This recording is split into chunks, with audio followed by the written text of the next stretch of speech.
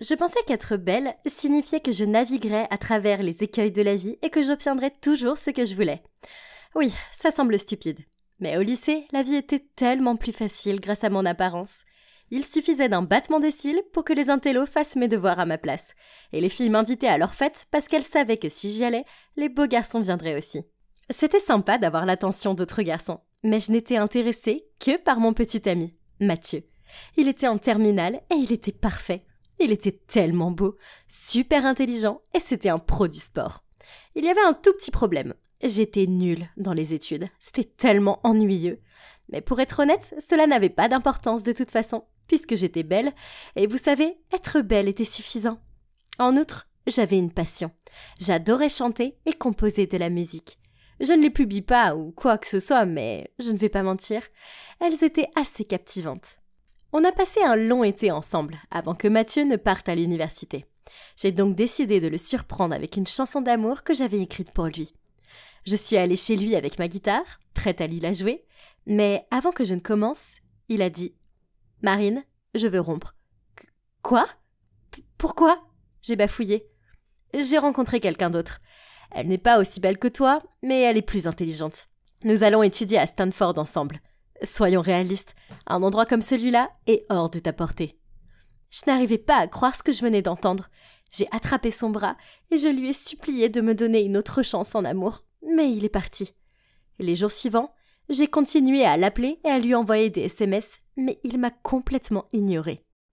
Désespérée, j'ai cherché des informations sur sa petite amie sur les réseaux sociaux et j'ai découvert qu'elle s'appelait Jolie et qu'elle était l'une des meilleures élèves d'une autre école secondaire de la ville. Oh, il s'avère que Mathieu voulait une fille intelligente, hein ? Donc si j'entrais dans cette université, alors il me reprendrait, n'est-ce pas ? Je veux dire, il choisirait sûrement une fille intelligente et belle plutôt qu'une fille intelligente et laide. C'était réglé. J'allais travailler comme une folle pendant ma dernière année pour rentrer à Stanford. Bon sang, étudier était bien plus difficile que je ne le pensais. Ça n'a pas aidé que j'ai beaucoup de choses à rattraper. Et pourquoi Mathieu devait-il étudier l'économie ? Tous ces chiffres et ces graphiques me donnaient le vertige. Je ne savais pas par où commencer. Tout était nouveau pour moi. Alors j'ai dû demander à 2 de mes admirateurs intello de m'aider. Au début, ils se sont moqués de moi, car ils pensaient que je plaisantais. Mais quand ils ont réalisé que j'étais très sérieuse, ils m'ont tendu des livres et ils ont essayé de m'expliquer des choses. J'ai même passé mes pauses à la bibliothèque. Pourquoi c'était un labyrinthe là-dedans ? Je jure que je me suis perdue et que je n'ai pas pu retrouver mon chemin pendant au moins 1 heure. Une fois, je me suis même endormie dans la bibliothèque et un type a trouvé amusant de prendre une photo. Et pendant des jours après, tout le monde à l'école a fait circuler la photo de moi en train de baver sur une pile de livres. Berk. Mais malgré ces épreuves, je ne pouvais pas abandonner. J'ai même collé une photo de Mathieu sur mon mur pour me rappeler mon objectif. J'ai arrêté de sortir avec mes amis. Je ne suis plus allée à aucune fête et j'ai même manqué un bal de fin d'année pour étudier. Inutile de dire que mes amis ont vraiment pensé que j'étais folle ou quelque chose comme ça. Même ma mère était tellement inquiète qu'elle voulait m'emmener à l'hôpital pour me faire examiner. Oh mon Dieu, c'était ridicule. Arrêtez de dramatiser, les gars. N'avez-vous jamais vu une belle fille qui travaille dur ? Et puis, quelque chose d'incroyable est arrivé. J'ai reçu ma lettre de Stanford et, oh mon Dieu, devinez quoi ? J'ai été acceptée. Je n'arrivais pas à y croire, et ma famille et mes amis non plus. Tout le monde était tellement surpris et heureux pour moi. Pour être honnête, abandonner la musique était dommage, mais étudier la musique ne m'aurait pas aidé à retrouver Mathieu. Alors que ça, oui, j'allais être dans la même université que lui, étudiant le même cours, bien qu'avec 1 année de retard. Qu'est-ce qui pouvait mal tourner ? Donc, j'ai déménagé à l'université. Et j'ai fini avec la colocataire la plus geek qui soit. Elle collait des équations de maths sur les murs. Quelle fille bizarre ! De plus, étudier ici était encore plus ennuyeux qu'au lycée. Beaucoup plus. Une fois, pendant un cours de macroéconomie, oui, c'est aussi ennuyeux que ça en a l'air. J'avais mes écouteurs dans les oreilles et je réfléchissais à des paroles de chansons quand quelqu'un a frappé à mon bureau. Comment ose-t-il interrompre mon flux créatif ? Alors j'ai lâché « 1 seconde !» j'écris, alors que mes yeux étaient toujours sur mon cahier. J'ai alors levé les yeux pour voir le professeur Bentley qui se tenait là. Il a pris mon cahier, a vu mes paroles, puis il a dit « Sortez tout de suite et ne revenez jamais !» De toute façon, j'en avais marre de ce cours qui m'endormait. Sérieusement, regarder de la peinture séchée aurait été plus amusant. Je suis partie en trombe, en me plaignant à moi-même de la façon dont je détestais ce cours nul. Puis, quand j'ai tourné au coin de la rue et que j'ai vu Mathieu tenant la main de son affreuse petite amie. « Pourquoi maintenant ?» Mathieu m'a regardé comme s'il avait vu un fantôme. Puis il a demandé « Marine, que fais-tu ici ?» J'ai forcé un sourire, mais avant que je puisse dire quoi que ce soit, sa petite amie a pris la parole. « Oh, tu es Marine, l'infâme harceleuse de mon petit ami. Laisse-moi deviner, le professeur Bentley t'a viré. Normal, il est allergique aux filles sans cervelle. » Puis, elle a traîné Mathieu à l'écart. Comment osait-elle se moquer de moi? J'étais bien trop belle pour que des gens comme elle me parlent comme ça. J'allais lui montrer que j'allais bientôt regagner mon homme. Je suis retournée dans ma chambre et j'ai listé quelques idées. Je pourrais lui acheter un cadeau? Non, trop évident. Ou je pourrais le taguer sur des photos de nous deux? Non, trop désespéré. Je sais, je devrais m'en tenir à ce que je sais faire. Dans mon cas, c'est la musique. D'ailleurs, à quel point ce serait romantique de lui chanter une chanson d'amour. Il ne pourrait pas résister. Quelques jours plus tard, j'ai sorti ma guitare dans la cour. Une foule a commencé à se rassembler autour de moi. Alors j'ai dit « J'ai écrit cette chanson pour mon ex, Mathieu. Je voulais juste te dire que je t'aime tellement. Veux-tu redevenir mon petit ami ?» Tout le monde autour de moi a applaudi. Et ça m'a rendue encore plus enthousiaste et j'ai commencé à chanter. Après avoir terminé ma chanson, Mathieu et Jolie sont apparus. Il avait l'air gêné. Et elle avait l'air tellement en colère que j'ai cru que de la vapeur allait sortir de ses oreilles. Mais peu importe, je ne me suis pas souciée d'elle. Je me suis approchée d'eux, puis j'ai touché son épaule. « Chérie, j'ai travaillé si dur pour entrer dans la même université que toi. Maintenant, tu vas revenir avec moi ?» Et à ma grande surprise, il a dit avec colère « Marine, s'il te plaît, arrête. C'est terminé entre nous. Tu es folle, tout ceci est fou. Maintenant, s'il te plaît, laisse-moi tranquille. » Je suis restée bouche bée pendant qu'il prenait la main de Jolie et qu'il partait. J'entendais la foule chuchoter à mon sujet. J'avais l'impression que mon monde s'écroulait. Je me morfondais sur mon lit en rêvant à des jours heureux avec Mathieu quand ma colocataire a jeté son téléphone sur mon lit et a dit « Tu devrais voir ça. » Je l'ai regardé. Quoi? C'était moi. Quelqu'un avait filmé ma tentative ratée de sérénade et c'était devenu viral. Mais la majorité des commentaires étaient super encourageants, disant que j'avais une voix géniale. Après ça, tout le monde à l'université connaissait mon nom. D'accord, toute cette attention m'a fait du bien. À la demande générale, j'ai fini par sortir ma chanson.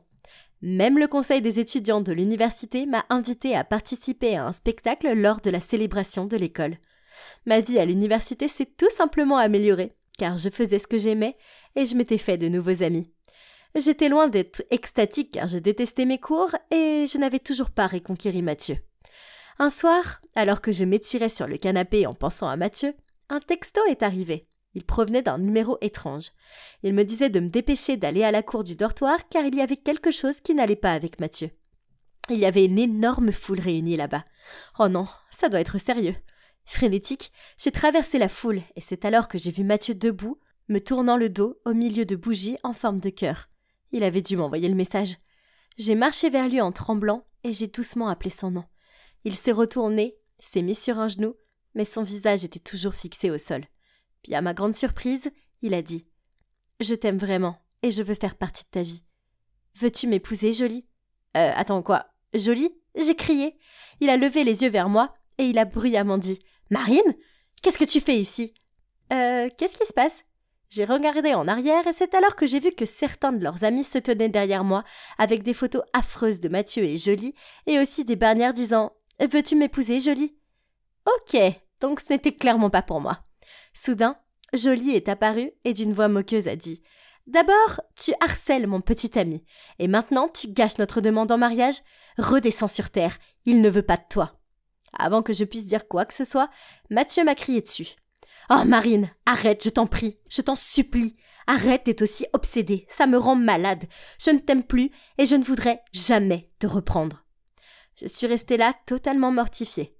J'ai entendu la foule se moquer de moi et prendre des photos. Je me suis rapidement enfuie en courant, les larmes aux yeux. Avec colère, j'ai rappelé le numéro de téléphone qui m'avait envoyé le message, mais il était bloqué. Ça devait être une blague de mauvais goût. Une semaine plus tard, mon téléphone a sonné. Quoi ? C'était de Mathieu. J'ai rapidement ouvert le message. « Salut Marine. Écoute, j'ai découvert que Jolie t'a envoyé ce message pour te rencontrer dans la cour. Mon amie lui a glissé un mot à propos de la demande en mariage, alors elle a fait cette farce pour t'embarrasser. Ton comportement l'a rendue très peu sûre d'elle. Et bien que ce soit mal, c'est toi qui l'as entraînée. S'il te plaît, passe à autre chose et trouve le bonheur, car tu n'es pas comme ça. Tes actions t'ont rendu laide et tu t'es perdue. » J'ai fondu en larmes parce que je savais qu'il avait raison. J'avais renoncé à ma passion et m'étais inscrite à un cours qui ne m'intéressait pas, tout ça pour un type qui ne m'avait toujours pas choisi. Maintenant, il était temps de renoncer à Mathieu et à cette université. Après tout, ni l'un ni l'autre ne me convenait. Je suis peut-être belle, mais le physique ne suffit pas à acheter l'amour. Il y a tellement plus que ça. Pour l'instant, je suis rentrée chez moi et je vais m'investir corps et âme dans ma musique, puis m'inscrire dans une école de musique en me spécialisant dans la composition, parce que je réalise enfin que ce n'est pas Mathieu qui me rendra heureuse. C'est ma passion. Mon téléphone a bipé avec un nouveau message. Emma, j'ai un truc à faire dans le coin, on se retrouve là-bas. À plus. C'était de Tony, mon ami d'enfance de l'orphelinat dans le Missouri. Oui, c'est vrai. J'ai fini dans un orphelinat après le décès de ma mère quand je n'avais que 4 ans. Mais les choses étaient encore pires pour Tony et lui. Ils ont été abandonnés devant la porte de l'orphelinat sans que personne ne sache qui étaient leurs parents. Eh bien, je suis là, en route pour aller sur sa tombe, car c'est l'anniversaire de sa mort aujourd'hui. Le temps passe vite. J'ai du mal à croire que cela fait déjà 10 ans. Je suis allée chercher des fleurs et j'ai conduit jusqu'au cimetière. Tony était déjà là à m'attendre. J'ai souri et je l'ai salué, mais mon cœur était lourd. Quand nous avions 14 ans, nous étions très proches, Tony, Thomas et moi. J'avais un béguin secret pour Thomas, mais je n'ai jamais eu l'occasion de le lui dire. Tout s'est passé si vite ce jour-là. Nous étions juste des enfants, jeunes et stupides. Nous nous sommes faufilés dehors pour aller jouer au bord de la rivière. Un instant, nous nous éclaboussions dans la rivière. L'instant d'après, Thomas a été emporté par le courant. J'ai essayé de le sauver, mais Tony m'a ramené sur la rive. Même en y pensant maintenant, je n'ai pas pu m'empêcher de fondre en larmes. Ne pleure pas, Em. Je serai toujours là pour toi. Et je savais qu'il le serait. Au fond de moi, je savais que Tony avait toujours eu des sentiments pour moi. Mais je ne ressentais pas la même chose. Après cela, Tony m'a ramenée à la maison. Voyant mon air épuisé, il m'a dit avant que je ne rentre. « Passe une bonne nuit, Em. Souviens-toi que nous avons cet entretien demain. » Mon Dieu, j'ai failli oublier. Tony a probablement pensé que j'étais la pire employée du monde. Et oui, vous pouvez le deviner, Tony est mon patron. Après des années passées à l'orphelinat, il a été adopté par une famille super intelligente, qui l'a incité à s'efforcer de devenir quelqu'un d'important. Et il a fini par créer une start-up dans le secteur alimentaire. Quoi qu'il en soit, le lendemain matin, bien que je me sente encore épuisée, je n'avais pas d'autre choix que de faire bonne figure pour aller travailler, car j'avais une équipe de marketing à diriger. Mais alors que j'entrais dans le hall, un type m'a bousculée. Il m'a aidé à me relever et s'est excusé frénétiquement, expliquant qu'il était pressé. J'ai levé les yeux et j'étais sur le point de le harceler, mais... Attendez, pourquoi avait-il l'air si familier ? En fait, il ressemblait exactement à... C'est toi ? Toi ? J'ai bégayé, mais je n'ai même pas pu finir ma phrase, car il s'était précipité dans l'ascenseur et les portes s'étaient refermées. Je devais avoir des illusions. Honnêtement, pendant tout l'entretien, je pouvais à peine me concentrer.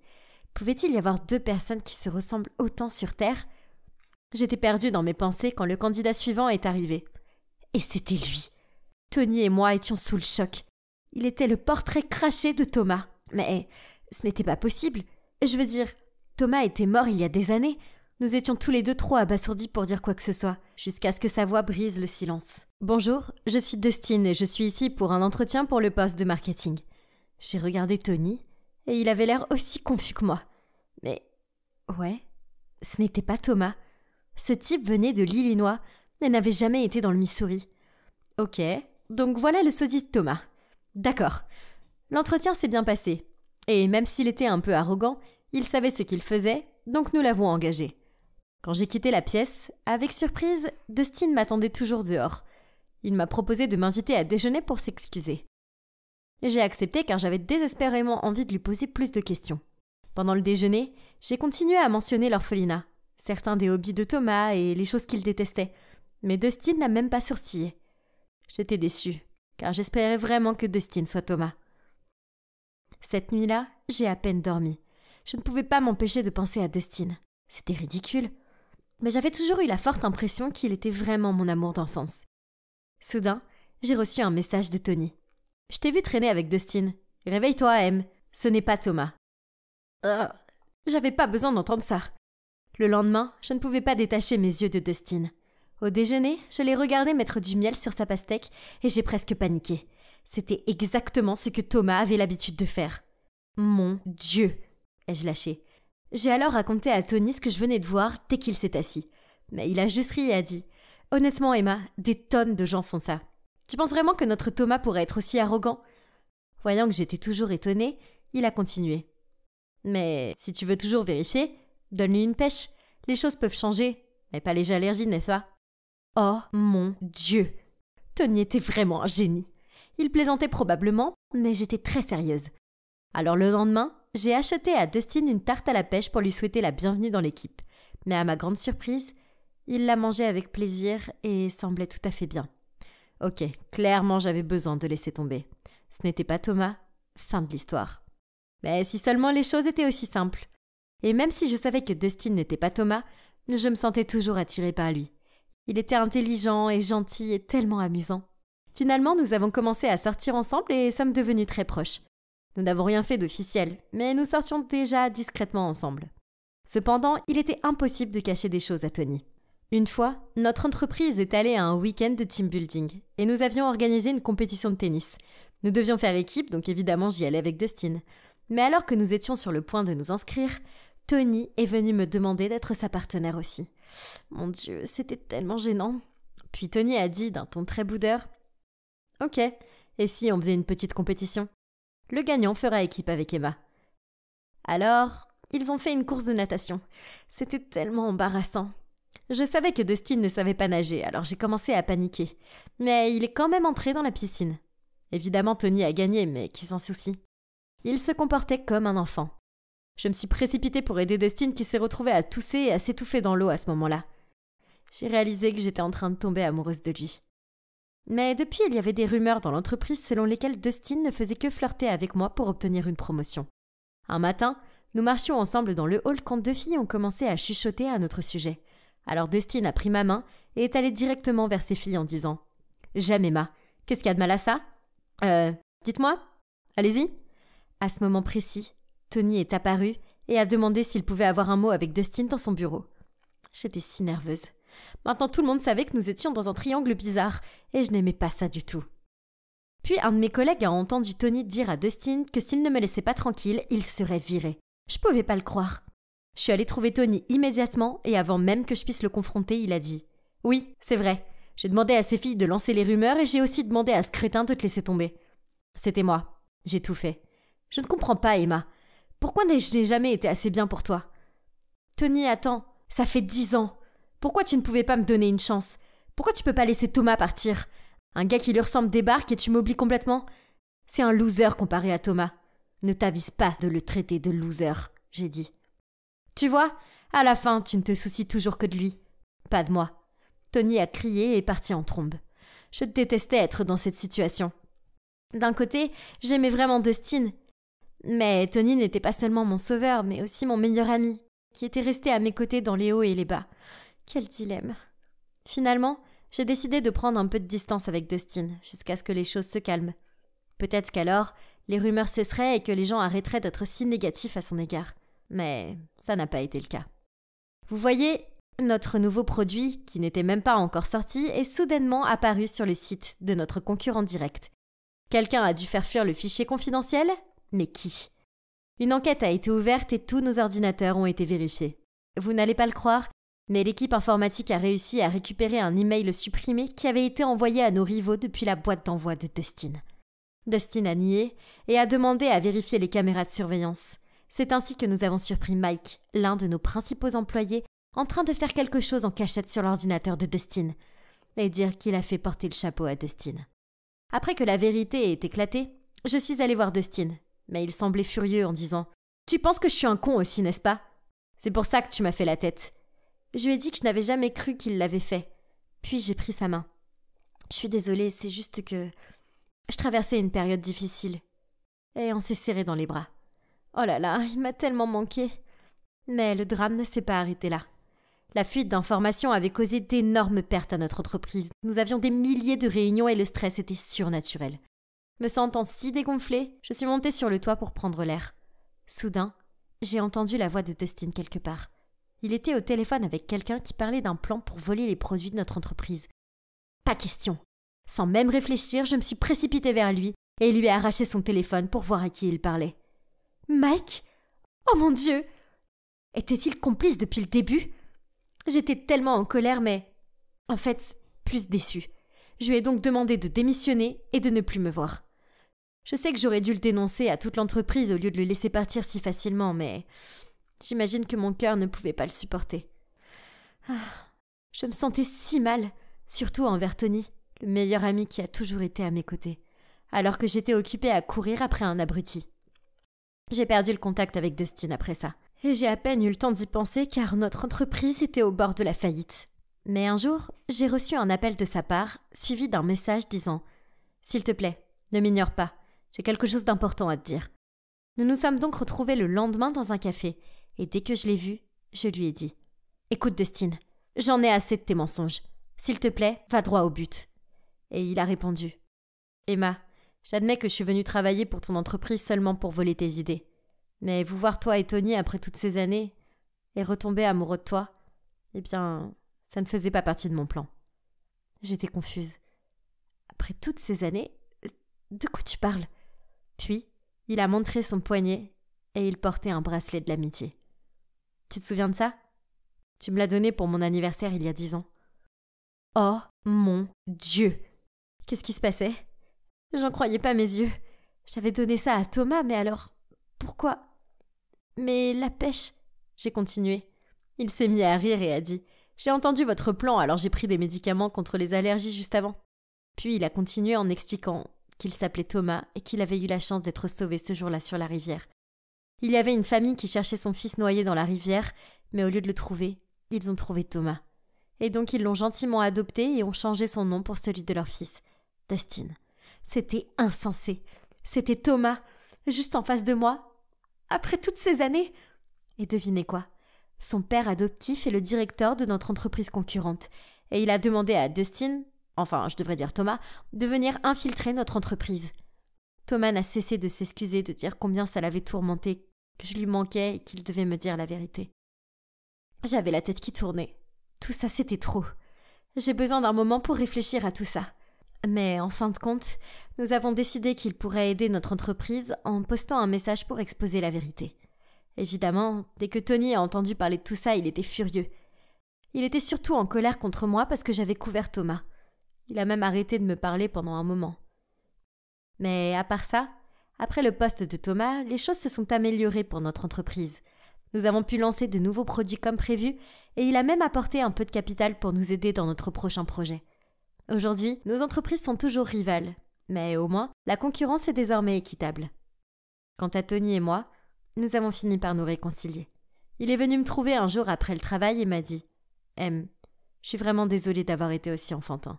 J'étais juste jaloux de toi et Thomas. J'étais trop égoïste pour prendre en compte tes sentiments. Mais toi et Thomas, je veux que vous soyez ensemble. Vous êtes faits l'un pour l'autre. » Je ne pouvais pas m'arrêter de pleurer quand il a dit ça. Ça signifiait tellement pour moi. Et devinez quoi ? Cela fait maintenant 1 année entière que Thomas est revenu dans nos vies.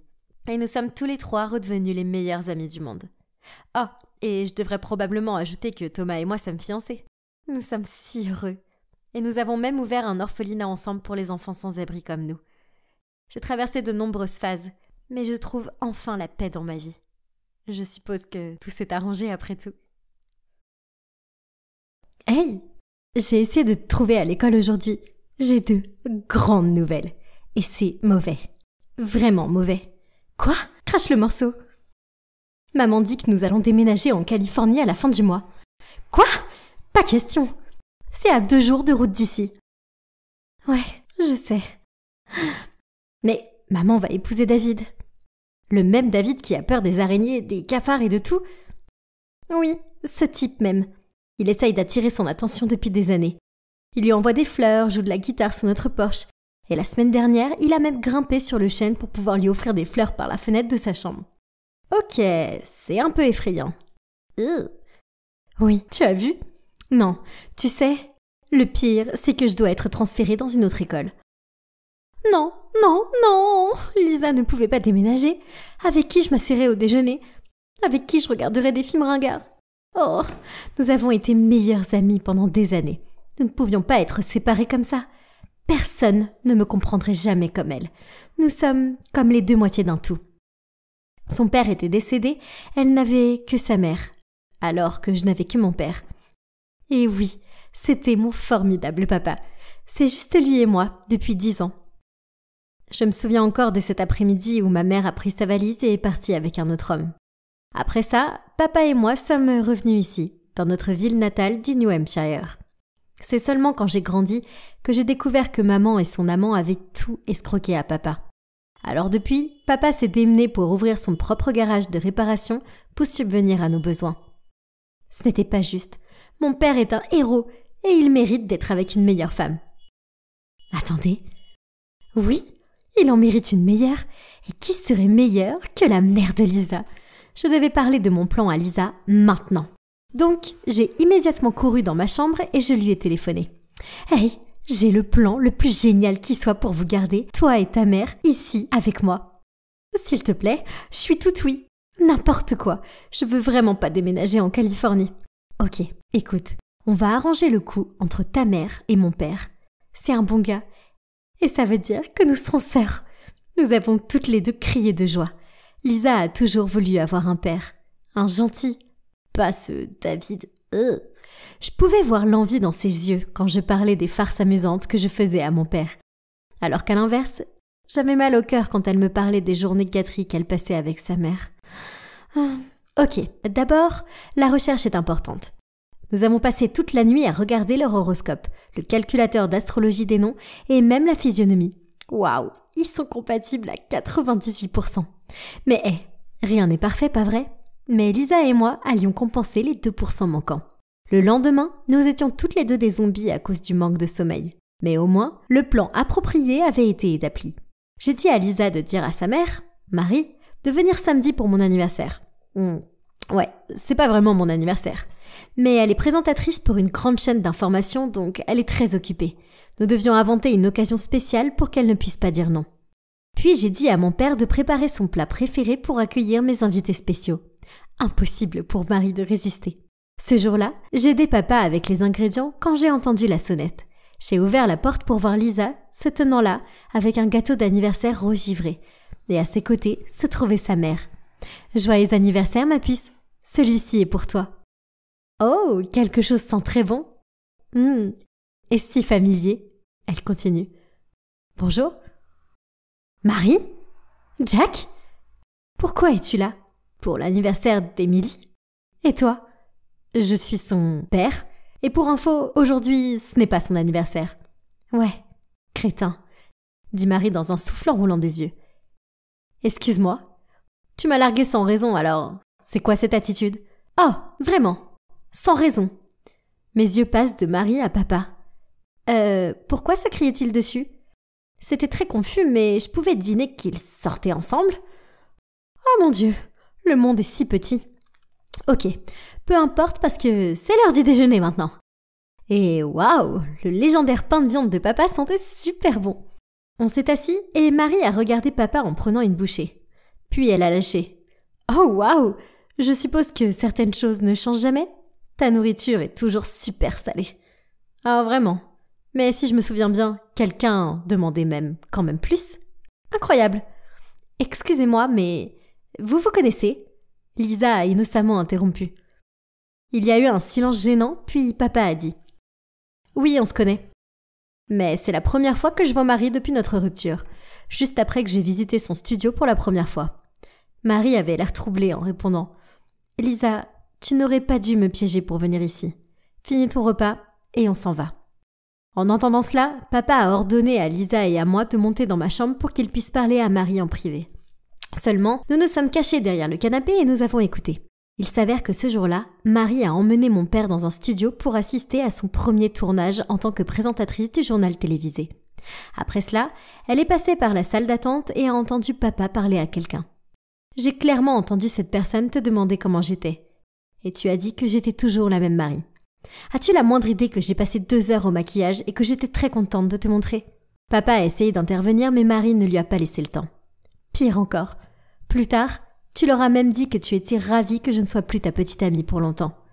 Donc, pour l'intercepter, je devais rompre avec toi la première. Oh, mon Dieu! Donc mon père était un playboy ou quelque chose du genre? Lisa et moi avons échangé des regards confus. Puis, avons continué à regarder le show.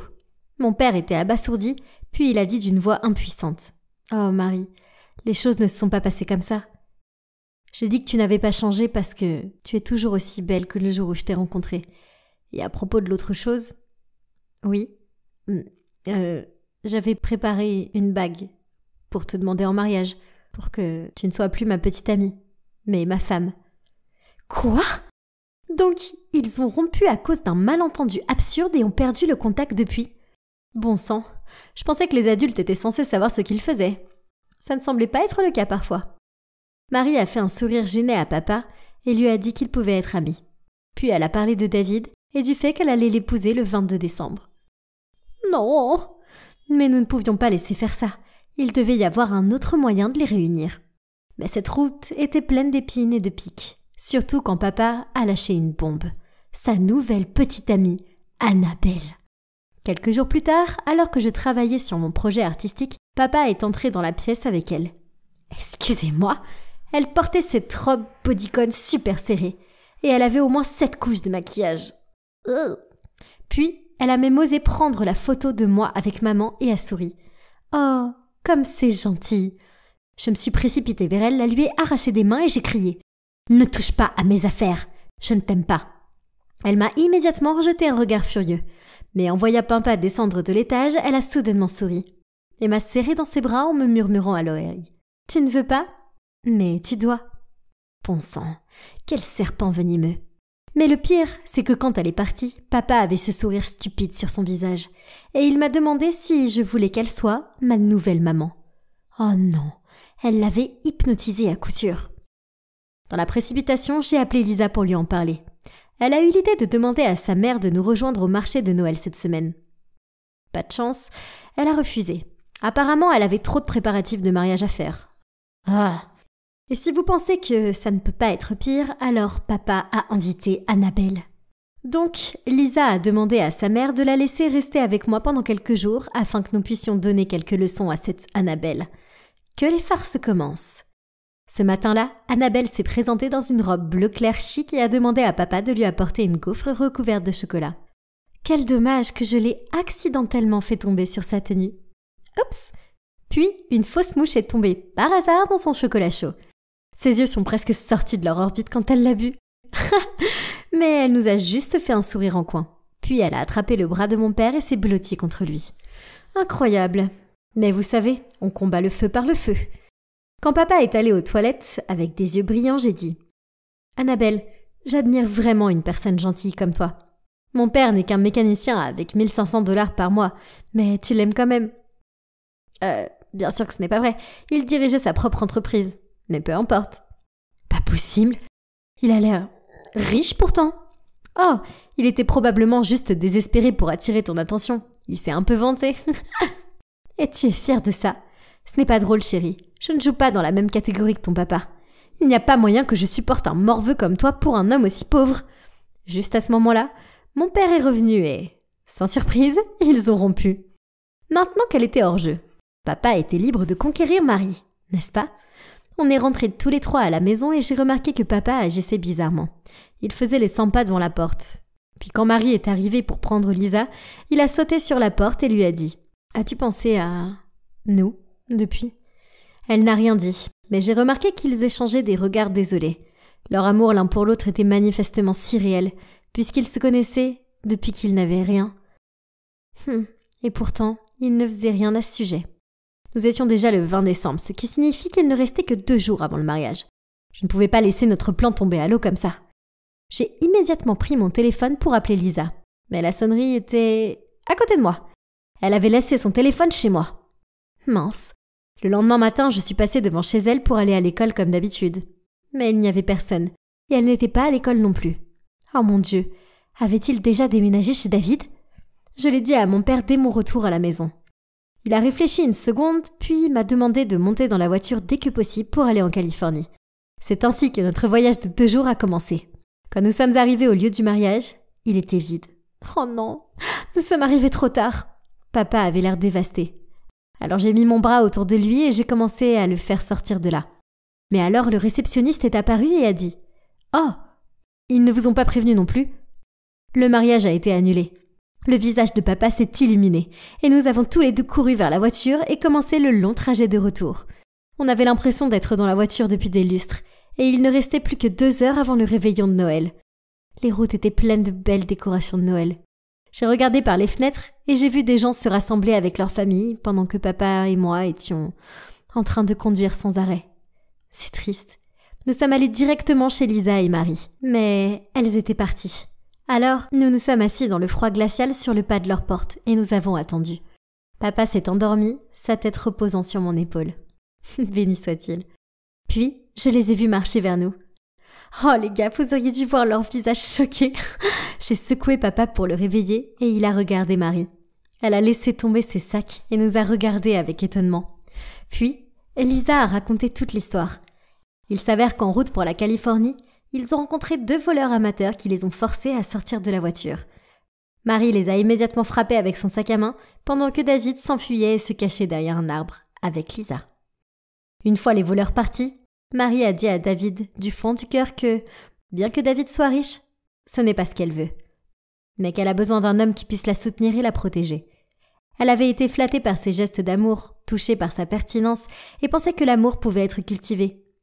Mais les choses n'étaient pas aussi simples que ça. Ils ont donc rompu et le mariage a été annulé. Papa et moi sommes restés bouche bée.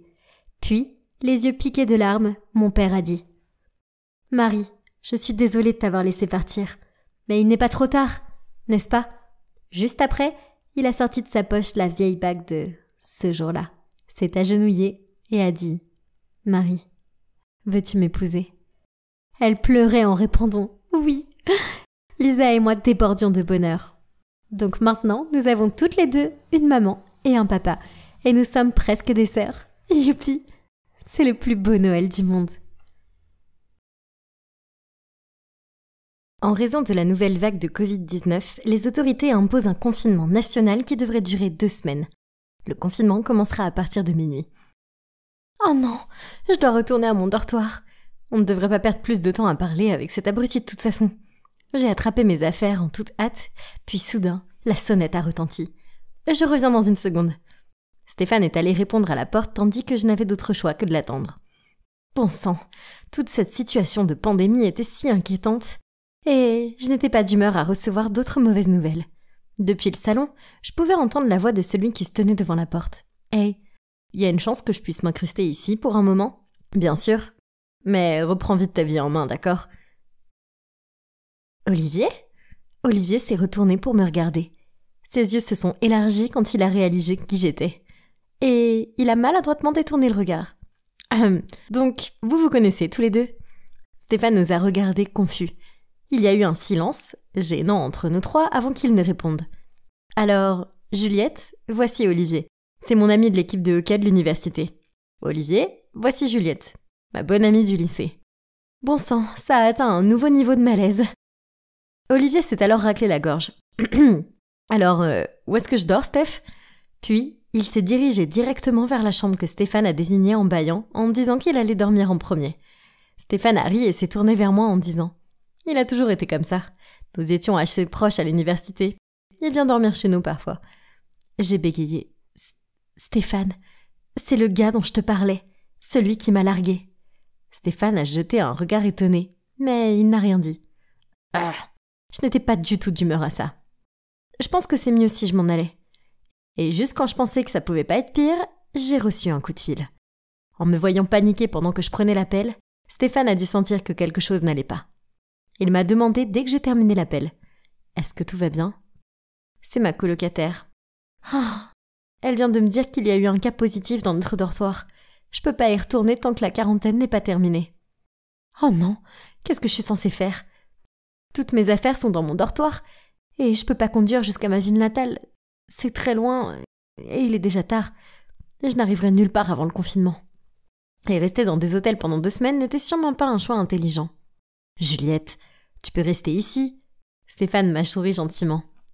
Ne t'inquiète pas, je vais m'occuper de tout. Je peux te préparer le canapé pour que tu n'aies pas à aller dormir dans ma chambre. Oh, il se souvient que j'ai une légère claustrophobie et que je me sens mal à l'aise dans les petites pièces. J'étais sur le point de répondre, mais il m'a arrêtée. Puis s'est immédiatement dirigé vers le canapé et a commencé à le réarranger. C'était mignon et je me suis sentie touchée. Je suppose que je vais rester ici pour la quarantaine. Je veux dire, ce serait bien, mais Olivier était là aussi. Comme le monde est petit. Et dans quelle situation embarrassante je me trouve. Mais quel choix est-ce que j'ai? La première nuit, Stéphane est resté dans le salon avec moi et nous avons beaucoup parlé. Tu n'as jamais souhaité que nous soyons encore au lycée? Les choses semblaient plus simples alors, n'est-ce pas? Parfois. Et en plus, à l'époque, j'avais le plus gentil des petits amis. Tu te souviens quand tu as demandé à l'équipe de Pom Pom Girl de faire un numéro spécial pour mon anniversaire? C'est la chose la plus mignonne que personne n'ait jamais faite pour moi. Stéphane a souri. Eh bien, j'ai essayé. Nous étions si heureux à l'époque. Puis l'université s'est mise en travers du chemin. Hey, c'est pas si mal. Nous sommes toujours de grands amis. Stéphane a souri doucement en retour. Très vrai. Ça faisait du bien de faire un voyage dans le passé avec Stéphane. Il était un petit ami gentil et attentionné. Et il l'est toujours. Quoi qu'il en soit, être près de lui me faisait me sentir en sécurité. Nous avons continué à parler jusqu'à l'aube, puis nous nous sommes endormis. Bien plus tard dans la matinée, je me suis réveillée au son de la porte du réfrigérateur qui claquait. À travers des yeux flous, j'ai vu que c'était Olivier. Il m'a jeté un regard furieux avant de retourner en trombe dans sa chambre. Oh, pourquoi me détestait-il autant? Puis, j'ai vu qu'il avait laissé des pancakes sur la table. Oh, ils doivent être pour Stéphane. Alors, je les lui ai apportés. Il était en train de les manger quand Oliver est réapparu. « Hey, Oliver! Merci pour les pancakes. » Oliver a grogné un « Ouais ». Puis m'a jeté un regard noir avant de partir. J'ai fait de mon mieux pour éviter Olivier, mais ce n'était pas facile quand j'étais coincée dans un petit appartement avec lui. Je passais la plupart de mon temps à lire un livre ou à écouter de la musique. Oui, nous avions une histoire, que je devais finir de raconter à Stéphane juste avant que Olivier ne s'offre à la porte. Et on est sortis ensemble pendant 1 mois, tout était cool et je commençais à l'aimer beaucoup. Et pouf, il a disparu. Et Juliette était larguée. J'étais encore très triste et je ne voulais pas encore faire face à tout ça. L'univers a-t-il mis en place cette situation de quarantaine surréaliste pour que je puisse me remettre de cette histoire de délaissement? Après cela, alors que Stéphane était sous la douche, Olivier s'est approché de moi et m'a passé une barre chocolatée.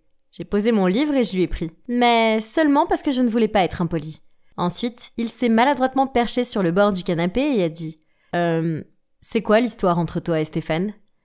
Ça m'a énervé, alors j'ai lâché « Ce ne sont pas tes affaires. »« Oh, s'il te plaît !» J'ai senti qu'il y avait quelque chose entre vous dès que j'ai franchi la porte. Et avant que je puisse répondre, il a continué. « Ça me va. C'est logique qu'une fille comme toi tombe amoureuse d'un playboy. Stéphane est un bon gars. Il t'a laissé rester ici, n'est-ce pas? Alors peut-être que tu devrais réfléchir à 2 fois avant de dire du mal de lui à l'avenir. » Olivier m'a pris la barre de chocolat et s'est levé. Ses joues étaient gonflées de colère, et on aurait dit qu'il allait exploser. C'est alors que Stéphane est apparu et a essayé de désamorcer la situation. Il a fait sortir Olivier de la pièce, mais après ça, j'étais trop énervée pour lire. Alors je suis restée assise à réfléchir et à me sentir encore plus énervée que jamais. Le dîner a été désagréable. Nous étions tous assis autour de la table dans un silence de mort, et Olivier et moi évitions de nous regarder dans les yeux. Je me sentais mal que Stéphane soit coincé au milieu de cette situation. Il ne méritait pas ça. En faisant la vaisselle, j'ai entendu Olivier dire à Stéphane « Tu peux nous laisser un peu d'espace? J'ai besoin de parler à Juliette en privé. » Stéphane est allé dans sa chambre. Puis Olivier a attendu que j'ai fini et m'a demandé de l'accompagner sur le balcon. « Écoute Juliette, tu es intelligente, belle et très indépendante. Je suis tombée amoureux de toi dès le premier rendez-vous. » C'est ça. Bonne chance pour me duper encore une fois. J'ai dépassé ce stade. Voyant que je ne le prenais pas au sérieux, Olivier a continué. Je le pense vraiment. C'est pour ça que je suis pas du tout à ta hauteur. J'étais trop lâche pour te le dire alors. J'ai décidé que le mieux était de disparaître et de te laisser m'oublier. Quoi? Il était sincère? Je ne savais pas qu'il pensait comme ça. Il s'est excusé pour ce qu'il a fait et je lui ai dit que je lui pardonnais. Ok, alors peut-être que Olivier n'était pas si mauvais après tout. Il était juste très peu sûr de lui. C'était nul, parce qu'on s'entendait si bien. Après notre conversation, je me suis sentie moins mal à l'aise avec Olivier. Il a commencé à faire des choses sympas pour moi, comme laisser des snacks avec une petite note autocollante et de jolis gribouillages sur mon oreiller, m'apporter des jus de fruits et me montrer des mèmes amusants sur son téléphone. Je veux dire, ça le rachète pas. Mais nous étions confinés dans un petit espace ensemble, alors la politesse ne fait pas de mal, n'est-ce pas? Mais ensuite, Stéphane a commencé à être bizarre. Chaque fois que Olivier faisait quelque chose de gentil, Stéphane exprimait son agacement, grognait, et à quelques occasions murmurait un commentaire grossier comme « Du largueur au harceleur, sympa ». Oh, pourquoi était-il comme ça? Ne me dis pas qu'il est jaloux d'Olivier. Super, entre le marteau et l'enclume. Puis, un midi, Olivier nous a préparé une soupe à l'oignon. En me la passant, Stéphane a secoué la tête et a dit en riant « Ça pue, c'est une piètre tentative pour impressionner Juliette. Pour info, elle déteste les oignons. » Qu'est-ce que tu veux dire? Je n'essaye pas d'impressionner qui que ce soit. Ah, s'il te plaît, je sais que t'as toujours des sentiments pour Juliette, mais tu n'es pas de taille face à elle. Je les ai regardés avec un visage impassible, car je ne pouvais pas comprendre ce qui se passait. Puis Stéphane s'est tourné vers moi et a dit avec audace « Juliette, tant de choses se sont passées et ont changé. Mais une chose est toujours solide. Ce sont mes sentiments pour toi. Ne perds pas ton temps avec cet enfant. » Waouh, je suis restée assise, perplexe. Qu'est-ce que c'était? Et Stéphane n'était-il pas un peu trop méchant, là? C'était un côté de lui que je n'avais pas vu avant, et je n'aimais pas ça. Steph, qu'est-ce que c'est? Je pensais qu'on était potes. Ouais, relax, on l'est. Écoute, on aime tous les deux Juliette, donc elle doit juste décider qui elle veut. Alors, qui ça va être? Oh mon Dieu! C'est exactement comme la situation de la saga Twilight. Je dois choisir entre deux mecs totalement différents. Ah, je déteste ça. Aussi bien cette situation que cette série. Et honnêtement, je n'aime pas la façon immature dont ils agissent maintenant. Comment osez-vous tous les deux créer tout ce dilemme par vous-même et me mettre au milieu de tout ça? Je ne choisis aucun de vous deux, ok?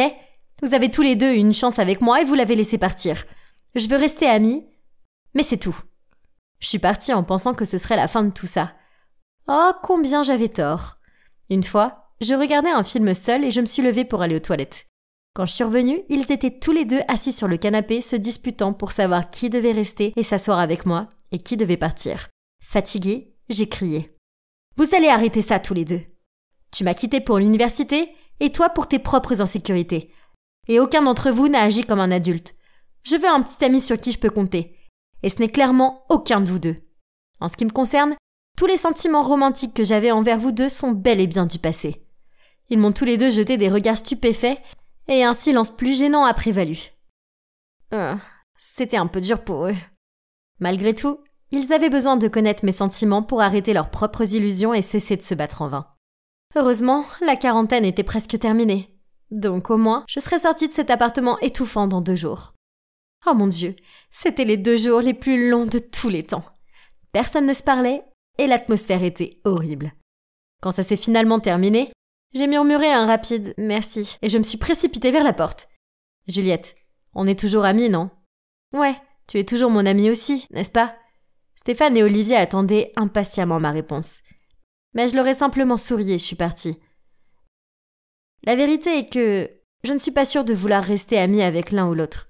Les 2 dernières semaines ont été tellement bizarres et tordues que je ne peux pas réfléchir davantage. Donc, pour le moment, je vais juste profiter du soulagement d'être libérée de ce scénario bizarre qui est celui d'être coincée avec 2 ex. D'accord? Au revoir, Tata. Je lui ai fait signe de la main. Je te promets que je serai bien toute seule à la maison. C'est bien. Je reviendrai bientôt, Bae. Puis elle est partie. C'est ma tante Anna. Je suis restée avec elle pendant que mes parents étaient en vacances. J'étais sur le point de retourner dans le salon quand on a sonné à la porte. Alors, j'ai immédiatement couru vers la porte et regardé par le Judas. Ah! C'était maman. J'ai rapidement ouvert la porte et je me suis précipitée pour la serrer très fort dans mes bras. « Maman, comment se fait-il que tu sois rentrée si tôt ?»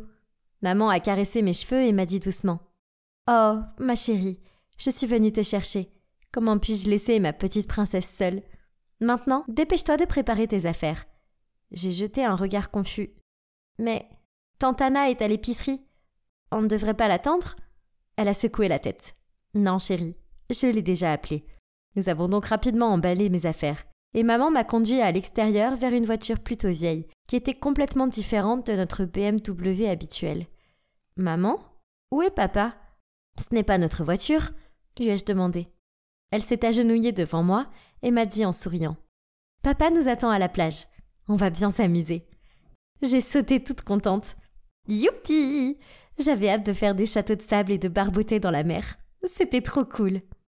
En chemin, j'ai dû m'endormir, car lorsque j'ai ouvert les yeux, il faisait déjà nuit dehors. Je suis sortie de la voiture et j'ai regardé autour de moi. Où était l'océan ? Tout ce que je voyais, c'était une petite maison dans un quartier inconnu. Béatrice, c'est notre nouvelle maison. Juste toi et moi, à partir de maintenant. Les mots soudains de maman m'ont totalement réveillée. « Maman ? Pourquoi ? Et papa ?» J'ai bégayé.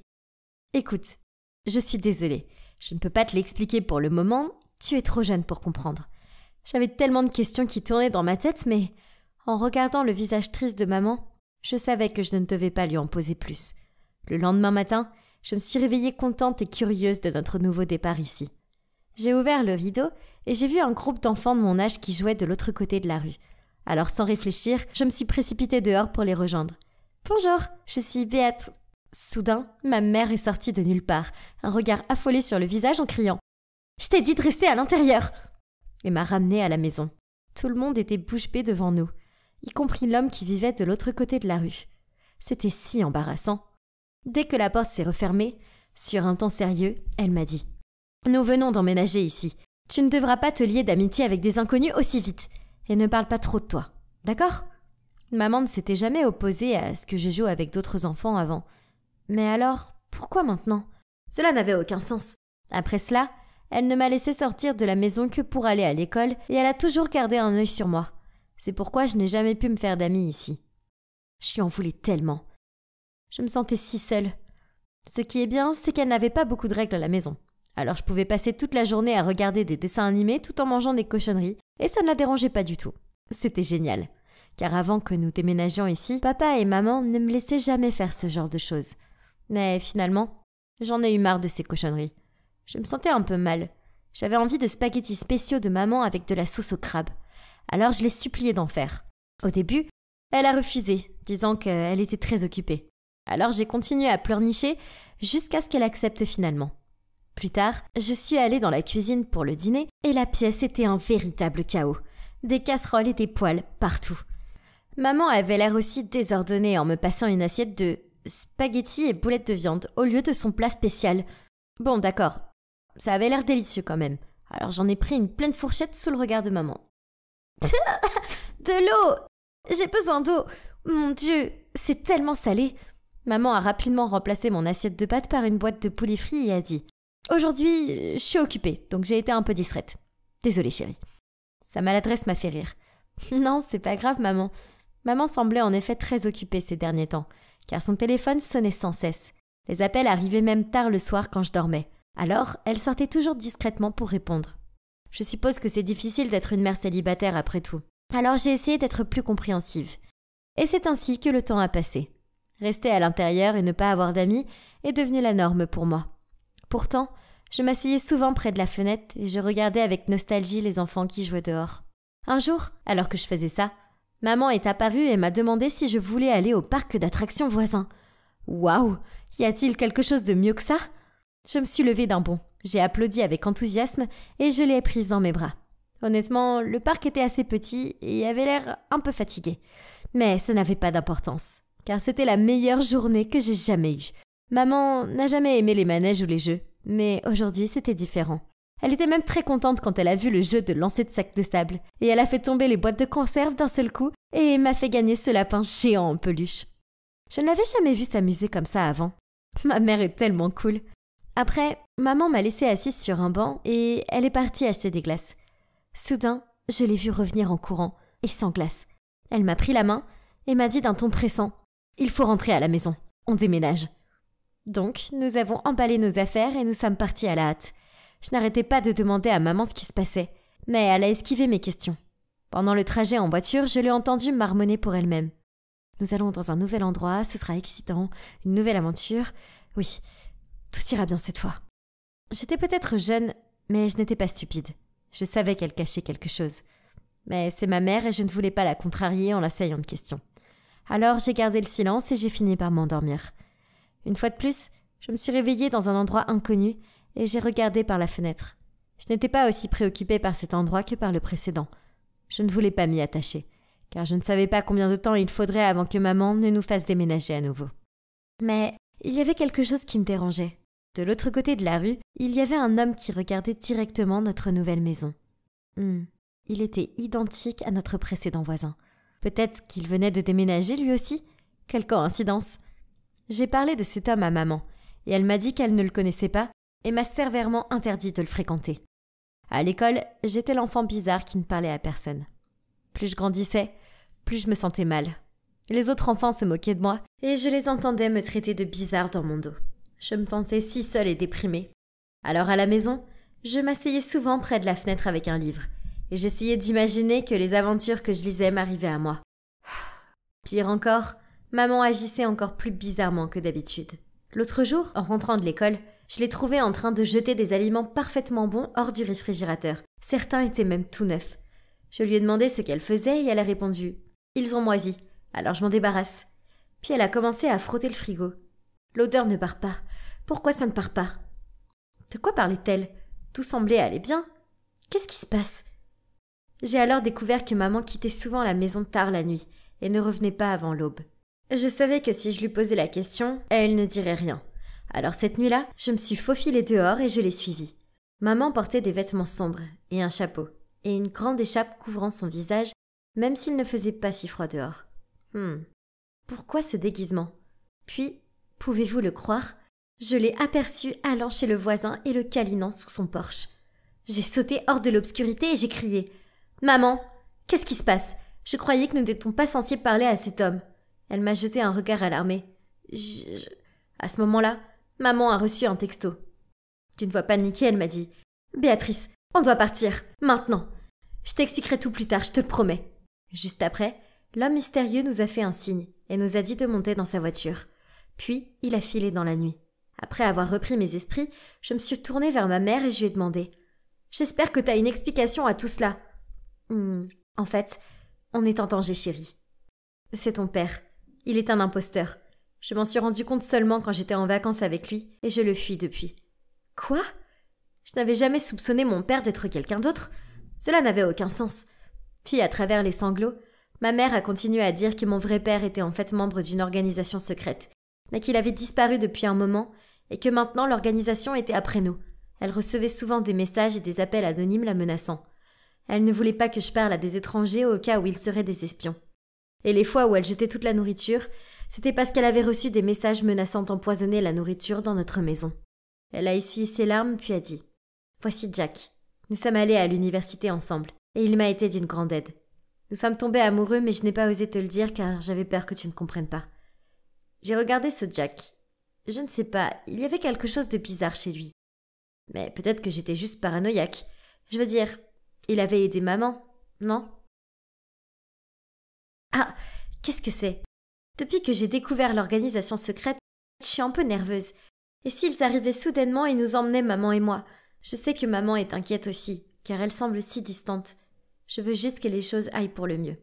Puis, Noël est arrivé. C'était un Noël un peu spécial, car pour la première fois depuis que nous nous sommes cachés, nous avons eu des invités. Enfin, un invité. Jack. Nous avons levé nos verres pour un joyeux Noël, mais au lieu de le poser, ma mère l'a englouti d'un seul coup. « Maman, est-ce que tu bois ce soir ?» J'ai demandé sceptiquement. « Bien sûr, ma chérie. C'est Noël. Laisse-moi te dire que je n'en suis pas moins un homme quand il s'agit de boire. Haha !» Je me suis mordillé la lèvre en pensant à tout ça. Maman était allergique à l'alcool. Et elle ne buvait que de minuscules gorgées, tout au plus. Soudain, une idée m'a traversé l'esprit. Peut-être que papa n'était pas l'imposteur après tout. Peut-être que c'était maman depuis le début. Elle aimait les montagnes russes, alors que dans mon souvenir, maman avait le vertige. Elle ne savait pas cuisiner. Elle aimait maintenant Jack, un homme étrange, et elle pouvait boire de l'alcool sans être malade. Si c'était vrai, alors à qui je pouvais faire confiance maintenant? Quelque chose n'allait pas. J'avais un pressentiment. Alors le lendemain, je suis secrètement allée chez les flics au lieu d'aller à l'école comme d'habitude. J'ai alors découvert quelque chose de fou. Il s'est avéré que mes vrais parents me cherchaient depuis 6 ans. Oh mon Dieu! Quant à la mère avec qui je vivais, qui était-elle? J'ai essayé de rester calme en attendant que la police contacte mes parents en premier. Et dès qu'ils sont arrivés, nous avons tous les 3 fondu en larmes. C'est alors que ma vraie mère a dit toute la vérité. En fait, elle avait une sœur jumelle appelée Linda. Personne d'autre n'avait su pour Linda, car à cause de ses problèmes de dette, mon grand-père l'avait rejetée et lui avait interdit de se montrer devant la famille. Mais ma mère ne pouvait pas renier sa propre jumelle. Alors elle lui donnait secrètement de l'argent. Puis une fois, Linda a demandé trop d'argent et ma mère a refusé. À l'improviste, elle est venue et m'a emmenée pour faire pression sur ma mère afin qu'elle lui envoie plus d'argent. Pendant ce temps, ma mère continuait à transférer de l'argent pour s'assurer qu'elle subviendrait à mes besoins. Elle n'avait pas donné plus d'informations sur Linda aux flics, parce que maman voulait d'abord la tirer d'affaire pour que sa sœur n'ait pas d'ennui. Waouh, c'était beaucoup à encaisser. Après cela, maman a couru vers papa qui était en ligne pour parler à la police. Elle a attrapé sa main et l'a supplié de donner une chance à tante Linda. Comme vous le voyez, je n'ai pas pu avoir une enfance normale à cause de ma tante. Ce qu'elle avait fait était mal. Mais il y avait une partie de moi qui prendrait toujours soin d'elle, car elle m'a élevée pendant toutes ces années. Et mon cœur m'a poussé à dire « Papa, je ne veux pas la dénoncer non plus. » Mon père m'a regardé avec hésitation, mais finalement il a hoché la tête en signe d'approbation. Nous avons donc décidé de régler cette affaire nous-mêmes, sans l'intervention de la police. Le lendemain, comme prévu, j'étais dans le jardin avec ma fausse maman, lorsque sa jumelle identique est arrivée chez nous et l'a confrontée. Une fois que ma tante Linda s'est remise du choc initial, elle m'a tout avoué. C'était triste, mais je suis contente que tout soit terminé maintenant.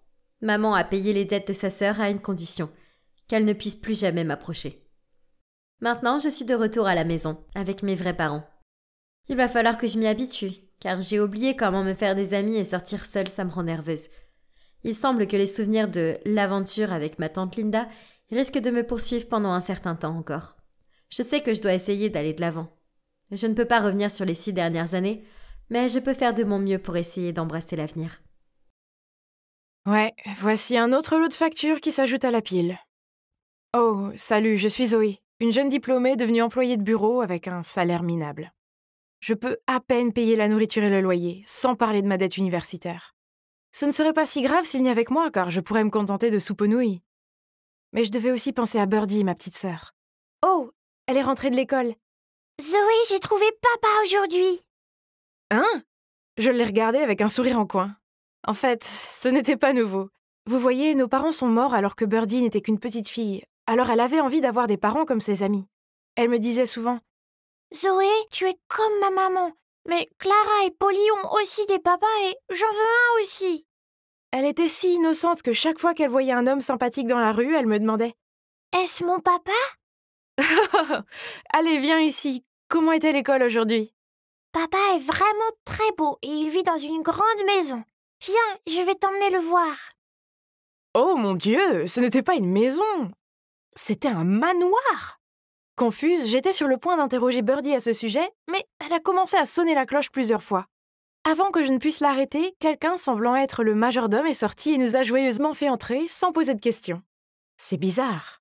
Je sirotais mon thé glacé et regardais autour de moi, absorbant la riche énergie, quand soudain, un homme très élégant s'est approché.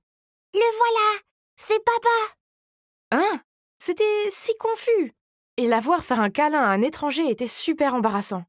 J'ai parlé avec le gars pour comprendre ce qui s'est passé, et apparemment il s'appelle Harry et il a 22 ans comme moi.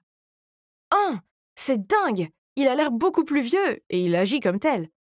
Quant à l'histoire du papa, il s'avère que Birdie attendait le bus scolaire et a vu une femme laisser tomber son portefeuille. Elle s'est donc précipitée pour le ramasser et s'apprêtait à le rendre, mais la femme s'est retournée, a vu Birdie le tenir et l'a accusée d'être une voleuse. Juste à temps, Harry est apparu et a prétendu être son père pour régler l'affaire.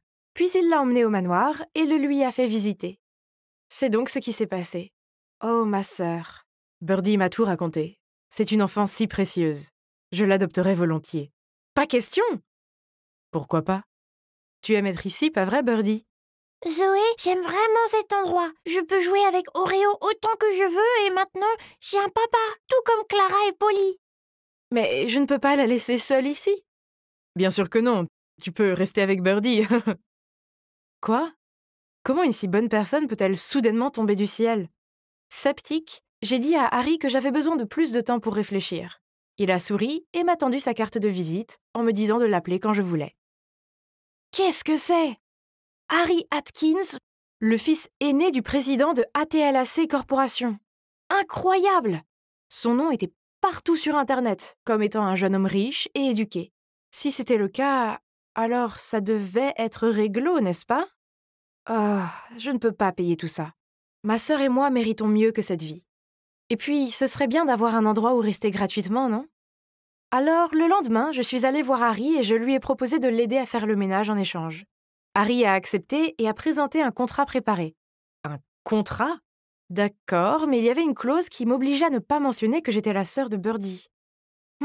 C'était un peu bizarre. Mais, tant pis, ça n'avait pas d'importance. C'était pour notre nouvelle vie luxueuse. Attends, mais est-ce que ça veut dire que je dois aussi l'appeler papa? Donc, ouais, ma nouvelle vie a commencé et, oh mon Dieu, c'était formidable! Une femme de chambre me ramenait le petit déjeuner au lit et faisait toute ma lessive. Pas besoin de mon aide aux tâches ménagères, il y a en fait plus de domestiques dans cette maison que de personnel dans mon bureau. Il est donc évident que je n'ai plus rien à faire. Malgré tout, j'ai voulu me rendre utile, parce que les entendre m'appeler mademoiselle me mettait dans l'embarras. Pourtant, il s'est avéré que je suis nulle pour les tâches ménagères. Une fois, j'ai mis la veste de costume d'Harry dans la machine à laver et j'ai fini par l'abîmer, ce qui l'a fait arpenter la pièce de long en large en colère. Et puis, il n'arrive jamais à dire quelque chose de gentil sur moi. Toujours à se plaindre des fleurs que j'ai achetées, ou à dire que les muffins que j'ai passé des heures à préparer étaient trop moelleux. Il a jeté tous mes objets faits main, parce qu'il pensait que c'était des déchets. Quel homme grossier! Oh, attendez, ce n'est même pas un homme. C'est juste un enfant têtu qui ne se soucie pas des sentiments des autres. Je vous le dis, s'il n'y avait pas Birdie et ce contrat, Mais ce ne sont que des petits reproches. En général, notre vie ici était géniale. Birdie est très heureuse, et la voir vivre sa meilleure vie me fait sourire. Mais, à mon insu, il s'est avéré que c'était le calme avant la tempête. La tempête Rachel, la fiancée promise d'Harry depuis son enfance. Elle vient d'une famille riche et est considérée comme une alliance de mariage convenable pour la famille d'Harry. J'ai entendu les domestiques dire que Harry est le successeur de l'entreprise, donc quand il épousera Rachel, l'entreprise sera encore plus florissante. Dès qu'elle m'a vue, Rachel n'a cessé de demander à Harry « Hé, qui est-ce? Pourquoi est-elle là? Et cette fille aussi? Pourquoi y a-t-il un enfant dans la maison? » Qui est cette dame effrayante? En entendant cela, Rachel m'a regardée de la tête aux pieds et a commencé à me poser des questions. « Pourquoi es-tu ici? Comment connais-tu Harry? Quand est-ce que tu pars? » Assez! Quel soulagement! Harry est intervenu juste à temps et l'a entraîné dans la salle de lecture. Rachel a suivi Harry, mais n'a pas oublié d'enrouler ses bras autour de son cou en me regardant d'un air satisfait. Hein? Qu'est-ce que cela est censé vouloir dire? Oh! Est-elle jalouse? Si c'est le cas, elle perd son temps. Parce que c'est vrai que j'ai le béguin pour quelqu'un, mais ce n'est pas Harry. Vous voyez, l'autre semaine, je rentrais de l'épicerie quand j'ai rencontré l'amour de ma vie. Mon sac à provisions s'est déchiré et mon soda, mes cookies et mes frites sont tombés. J'essayais de tout ramasser sans me faire écraser quand soudain un gars est apparu et m'a aidé, puis il m'a ramené chez moi. Il s'appelle Marcus et il est tellement sexy. Après ça, on a échangé nos numéros et on s'envoie des textos depuis. Il est si facile de parler à Marcus que je me suis confiée à lui sur tout, de l'adoption de Birdie au fait que je travaille maintenant comme femme de ménage. Il est si doux et gentil et j'ai l'impression que je peux tout lui dire. C'est le prince de mes rêves. Bref. Ma vie étrange au manoir continuait. Une chose est sûre, Harry était génial avec Birdie. Pour son anniversaire, il lui a fait la surprise d'une sortie au parc d'attractions. Je dois admettre que nous nous sommes beaucoup amusés ensemble. Birdie nous a fait monter 5 fois sur le carrousel, puis nous avons eu des glaces. Soudain, j'ai remarqué que Harry me regardait bizarrement. « Quoi? Tu as de la glace sur les lèvres. » Ici. Il s'est penché vers l'avant et a doucement essuyé la glace avec une serviette. À ce moment-là, une foule s'est précipitée et Harry a tendu la main pour nous rapprocher de lui, Birdie et moi. Nos regards se sont croisés et... pourquoi avais-je la chair de poule et le cœur qui battait à la chamade? Qu'est-ce que ça veut dire? A-t-il fait ça intentionnellement ou non? Et pourquoi ai-je eu ce sentiment étrange? Alors que j'étais encore plongée dans mes pensées, Harry a arrêté la voiture et a dit qu'il devait passer chez son frère pour prendre des dossiers. Hein? Ce n'est pas... Marcus? Marcus? J'ai balbutié. Vous vous connaissez? Je n'ai pas répondu, j'ai plutôt porté mon attention sur Birdie. En rentrant, je me suis demandé pourquoi Marcus ne m'avait jamais dit qui il était.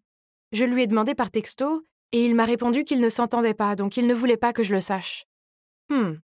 Malgré tout ça, je suis restée éveillée toute la nuit, à penser à Marcus, et aussi à Harry. La moindre des choses est de dire que j'étais confuse à propos de tout. Puis Marcus et Rachel se sont soudainement pointés à la maison d'Harry un jour avec un sac d'épicerie. Rachel a annoncé qu'elle préparait un gâteau car c'était bientôt son anniversaire et que nous devions tous y assister. Ok, bizarre, mais peu importe. J'étais en train de préparer la pâte lorsque Marcus a pris ma main remuante et a insisté pour m'aider. Soudain, Harry s'est interposé entre nous. En voyant cela, Rachel a tiré sur le bras d'Harry et l'a éloigné. J'ai écarquillé les yeux d'horreur en voyant le mélange voler en l'air et nous éclabousser au ralenti. Nous sommes restés là, couverts de pâte à gâteau, tandis que nous échangions des regards en feu. Ok. Donc, après cette petite scène, je pense qu'il est clair que Harry a des sentiments pour moi. Plus tard, quand Marcus et Rachel sont partis, et que je venais de prendre une douche, Harry a frappé à ma porte et m'a dit en souriant. « Zoé, il y a un dîner de famille demain où tu vas rencontrer mes parents. T'inquiète, tu n'auras rien à dire. En guise de remerciement, je vais payer tes dettes d'université. » D'accord, c'était bizarre, mais à ce stade, j'avais appris à ne plus poser de questions. En plus, ce serait bien d'être libre de toutes ces dettes. Et c'était juste un dîner, n'est-ce pas? Je veux rompre les fiançailles avec Rachel. C'est ma petite amie, et nous avons déjà un enfant ensemble. Quoi? J'ai failli crier de surprise, mais Harry m'a serré la main pour m'empêcher de dire quoi que ce soit. Alors je suis restée assise, l'air abasourdi. À ce moment-là, Marcus et Rachel ont fait irruption. Arrête cette comédie, maman, papa. Ce n'est pas sa petite amie. Et cette petite fille est en fait sa sœur. C'est juste une pauvre servante. Oui, c'est vrai. Je le savais depuis le début. J'ai demandé à Marcus de faire semblant de t'aimer pour avoir des preuves. Qu'est-ce que c'est que tout ça? Maman, papa, un menteur comme lui ne mérite pas d'être l'héritier de votre entreprise. J'espère que vous le reconsidérerez. Je n'ai pas compris. Qu'est-ce qui se passe ici? Petite amie? Mon enfant? L'héritier de quoi? Je ne savais qu'une chose, c'est que j'avais été trompée à la fois par mon béguin et par Harry. Je me sentais comme une idiote. Alors j'ai vite attrapé Birdie, emballé toutes mes affaires et je me suis enfuie du manoir immédiatement. La pauvre innocente Birdie semblait si confuse. Elle demandait où était son père et pourquoi elle ne pouvait pas rester avec lui. J'ai pris ce qui restait de nos économies pour louer un petit appartement pour nous deux. La vie a repris son cours normal, avec les lettres de mise en demeure et tout le reste. C'était notre réalité, je le savais maintenant. Les 2 derniers mois étaient comme un rêve. Il était temps de se réveiller. Mais malgré tout, je me sentais triste chaque fois que je pensais à la façon dont Harry m'avait trompée. En fouinant sur Internet, j'ai vu un article sur la façon dont Marcus avait repris la société avant de faire faillite à cause de ses mauvaises décisions. Quant à Harry, il avait fondé sa propre start-up et ça avait l'air de bien fonctionner. Et puis, un jour ensoleillé, j'allais chercher Birdie à l'école quand une personne familière est arrivée à côté de moi. « Hey, c'est une belle journée, n'est-ce pas? »« Harry, qu'est-ce que tu veux? » »« Écoute, j'admets qu'au début, je t'utilisais juste pour me dégager de mes engagements avec Rachel. Mais ensuite, je veux toi et Birdie dans ma vie. Je t'aime, Zoé. Veux-tu rentrer à la maison avec moi? » Yes! Coup de tête! Va pleurer chez ta maman! Haha! Vous vous demandez probablement qui est ce pro du jeu vidéo. Eh bien, c'est moi. Oui, il est 3h du matin et j'ai joué pendant 9 heures d'affilée. Mais le temps passe si vite quand je joue. Au fait, je m'appelle Axel et je vis avec ma femme Théa et notre petite fille Yasmine. Je voulais l'appeler Zelda, mais ma femme a refusé. J'adore les jeux et j'ai toujours cru qu'ils seraient là pour me sauver. Mais au lieu de cela, ils ont failli me coûter tout ce que j'aime. Cela a commencé quand j'étais petit. Mes parents se disputaient souvent, alors je me réfugiais dans ma chambre, j'allumais ma Nintendo DS et je m'évadais dans un monde virtuel. Cette passion pour les jeux s'est poursuivie en grandissant. Je ne socialisais pas, je rentrais vite de l'école et j'allais directement sur ma Xbox, ma PlayStation ou mon PC. Je n'avais pas de vrais amis, non, les seuls enfants à qui je parlais étaient ceux avec qui je jouais. Ensuite, j'ai obtenu mon diplôme universitaire et j'ai fini par trouver un emploi d'ingénieur système dans une grande entreprise de technologie. C'était épuisant. Quand je rentrais chez moi, j'étais tellement fatigué que je pouvais à peine garder les yeux ouverts sans parler des jeux. J'ai donc rangé mon matériel de jeu au sous-sol. Mais tout a changé quand j'ai rencontré par hasard Théa dans un café du coin. Waouh, c'était la plus belle fille que j'ai jamais vue. Je suppose qu'elle a dû voir quelque chose qui lui plaisait chez ce bouffon. Car après 6 mois de relation, nous nous sommes mariés. Je sais, c'est fou, hein. Peu après, elle est tombée enceinte. J'étais content, mais aussi terrifié. Comment c'est arrivé? Je veux dire, je sais comment c'est arrivé, mais waouh, moi, un père? Puis, quand Yasmine est née, ma vie a été complètement chamboulée. Vous voyez, les bébés causent beaucoup de stress. Saviez-vous que le moyen le plus rapide d'attirer l'attention d'un enfant est de s'asseoir et d'avoir l'air à l'aise?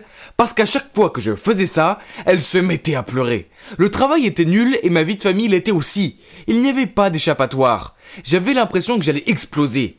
Alors je suis descendu au sous-sol et j'ai installé mon PC. J'ai commencé à jouer à World of Warcraft. C'était incroyable d'être un nouveau androïde. L'idée de jouer m'a permis de tenir le coup au travail, et quand je rentrais à la maison, je saluais à peine ma femme et ma fille, et me précipitais au sous-sol pour jouer. Théa n'était pas contente de cela. Elle apparaissait souvent avec Yasmine en pleurs en me demandant de la prendre, mais je me contentais de grogner un « je suis occupé » et de continuer mon jeu.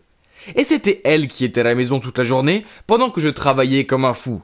Tout ce qu'elle avait à faire, c'était de s'occuper du bébé et de garder la maison propre. C'est facile! Je lui ai dit ça, elle s'est mise en colère et m'a fait dormir sur le canapé.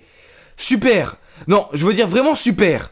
Je pouvais jouer aux jeux vidéo toute la nuit, mais génial! Mais il s'avère qu'il est beaucoup plus facile de jouer toute la nuit quand on est au lycée et qu'on peut se taper une petite sieste en fond de classe. Mais pas si facile quand on a un travail éprouvant. J'étais au niveau extrême de l'épuisement. Il n'était donc pas surprenant que je finisse par faire des bêtises au travail et que je me fasse virer. Théa était furieuse et m'a demandé de postuler pour d'autres emplois. Non, je ne voulais pas. Je ne veux plus dire des bonjours, plus de réveils matinaux, plus de délais, plus de patrons grincheux. Il n'y avait que moi et mes jeux préférés. Une fois, je me dirigeais vers un score record quand soudain Théa est apparue et elle s'est mise devant l'écran. « Bébé, tu dois bouger !» J'ai tapé sur la console de jeu en essayant désemparément de la contourner. Non, elle m'a crié dessus. « Qu'est-ce qui t'arrive, Axel? Tu ressembles à Gandalf, mais en version SDF. Tu n'as pas pris de bain et ne t'es pas rasé depuis des semaines. Tu es en train de me tuer. Maintenant je suis mort, merci beaucoup. » J'ai tapé du poing sur la table. « C'est ça, sors !» Et elle a tiré sur mon bras. « Je ne peux plus supporter ça, sors !» Elle m'a vraiment viré de ma propre maison. Cette folle! Je n'avais pas d'amis, alors j'ai fini par aller chez mes parents. C'était tellement humiliant. Je leur ai dit que c'était juste les hormones de Théa, mais ils ont dit qu'elle leur avait parlé de mon obsession pour les jeux vidéo et qu'il fallait que ça cesse. Ils m'ont inscrit comme cobaye pour un programme de traitement expérimental à Hawaï. Hey, peut-être que des vacances à la plage n'étaient pas une si mauvaise idée, n'est-ce pas? Mais non, l'île était littéralement au milieu de nulle part. Où était l'hôtel? Tout ce que j'ai vu, ce sont des minuscules huttes avec des toits d'herbe. Quoi? Ils ne pouvaient pas s'attendre à ce que je reste ici. Un instructeur du nom d'Enzo a rassemblé le groupe sur la plage et nous a expliqué les règles. Nous allions camper ici pendant tout le mois, sans aucun appareil numérique. Nous devions aussi survivre à un strict régime et faire des exercices. Vous vous moquez de moi? J'avais l'impression d'avoir été aspiré dans un jeu de survie et que le bouton d'évacuation était cassé. Tous les autres ont commencé à construire leurs tentes côte à côte. La socialisation n'étant pas vraiment mon truc, j'ai construit ma tente loin d'eux, au bord de la mer. C'était un travail qui m'a donné faim et mon estomac grondait. Alors j'ai demandé à Enzo quand le dîner serait prêt. Il m'a dit qu'à moi de faire un feu, puis il m'a passé une note avec des instructions. 1. Ramasser du bois sec. 2. Créer une structure de feu. 3. Allumer le feu en utilisant la méthode de la perceuse à main. Ok, ça avait l'air facile. Mince, j'ai tourné ça pendant environ 20 minutes maintenant. Où est le feu? J'étais sur le point d'abandonner quand j'ai soudainement vu quelque chose briller. Oh mon Dieu, ça a marché. Mais ensuite, j'ai senti un éternuement et je n'ai pas pu me retenir. Oh non, la braise s'en va finalement. Ce type m'a poussé hors du chemin et il a allumé le feu en quelques minutes. Mais quel frimeur! Je me léchais les lèvres de joie quand j'ai vu Enzo apporter de la nourriture. Mais il m'a passé une assiette de légumes de façon décevante. Quoi, j'ai crié? Où est ce putain de poulet? Enzo a montré du doigt le truc blanc dans mon assiette. C'est du blanc de poulet. Non, ce n'est pas du poulet. Où sont les ailes et la chapelure? Il a roulé les yeux. Ça s'appelle manger sain. Il faut s'y faire. Cet endroit était un cauchemar. Mais une bonne nuit de sommeil me ferait du bien, n'est-ce pas? Eh ben faux! Le sol était aussi dur que des pierres. Finalement, je me suis endormi pour me réveiller avec les pieds détrempés. Oh non, ma tente était inondée. Pas étonnant que personne d'autre n'ait choisi de camper près de l'océan. La routine de l'île était affreuse. C'était plein d'activités de groupe débiles comme la méditation, le beach soccer et la randonnée. Un jour, nous avons même dû construire un radeau. Comme d'habitude, j'ai fait de mon mieux pour éviter de travailler et de socialiser. Mais il n'y avait aucune chance qu'il me laisse tranquille. Alors j'ai participé à contre-cœur.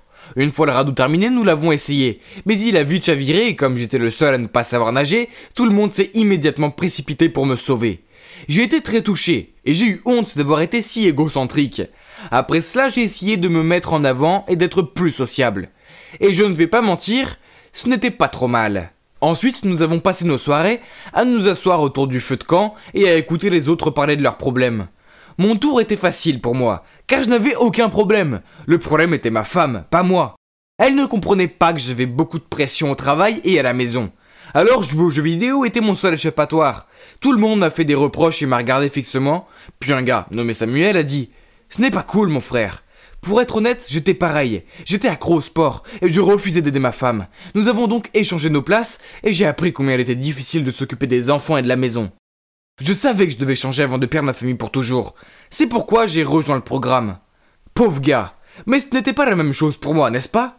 Je ne sais pas. Peut-être que j'ai été un peu injuste avec Théa.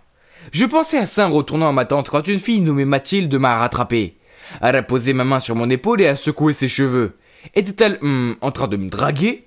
J'ai agité mon ado de mariage devant elle, mais elle a juste haussé les épaules et dit « Je ne vois pas ta femme ici. Viens me voir quand tu auras changé d'avis. » Puis elle est partie. Bon sang, cette fille était folle, un peu sexy, mais quand même folle. Le lendemain, j'ai dézippé ma tente, prêt pour un autre jour dans ce cauchemar. Mais qu'est-ce que c'était, hein? C'était plutôt beau ici. C'était comme si je la voyais pour la première fois. Le sable étincelant, les palmiers qui se balançaient, les plantes tropicales luxuriantes et le soleil lumineux. Théa et Yasmine adoraient être ici. J'espérais qu'elles me pardonneraient toutes les deux. Elles me manquaient tellement.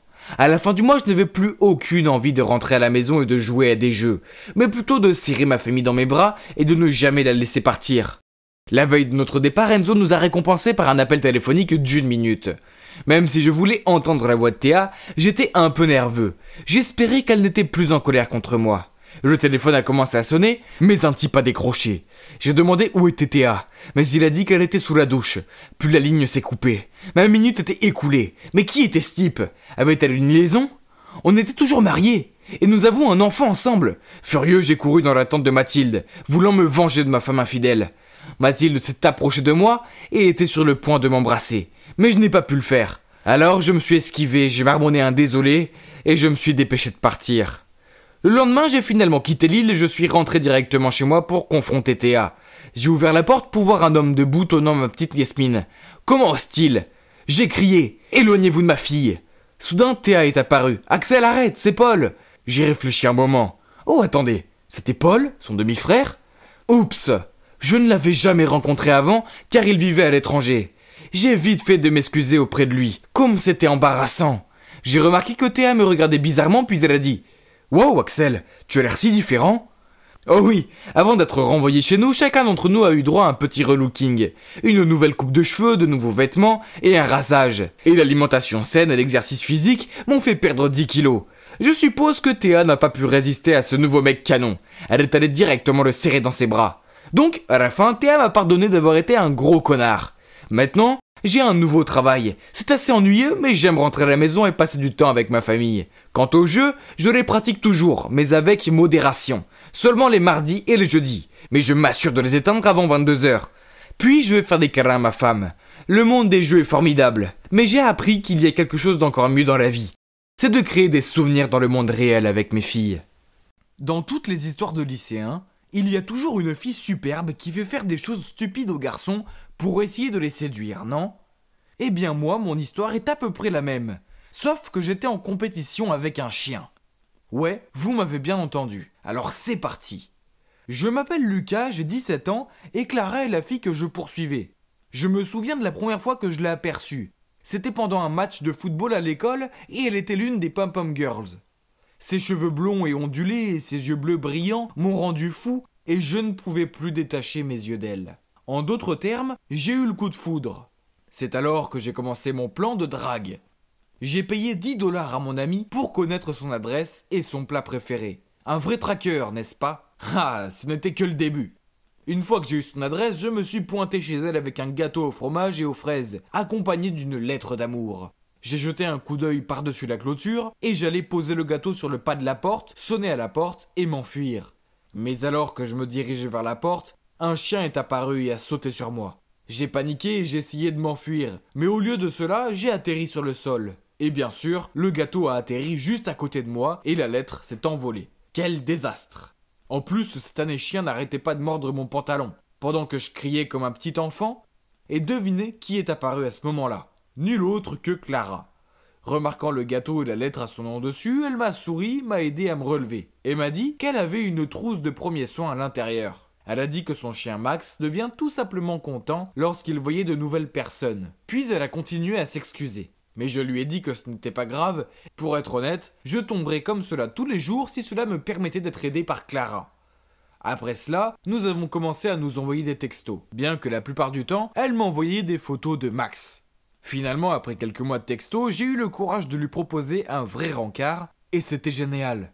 Après l'avoir déposé devant sa porte, j'ai décidé que c'était le moment d'avouer mes sentiments, et je lui ai demandé d'être ma petite amie.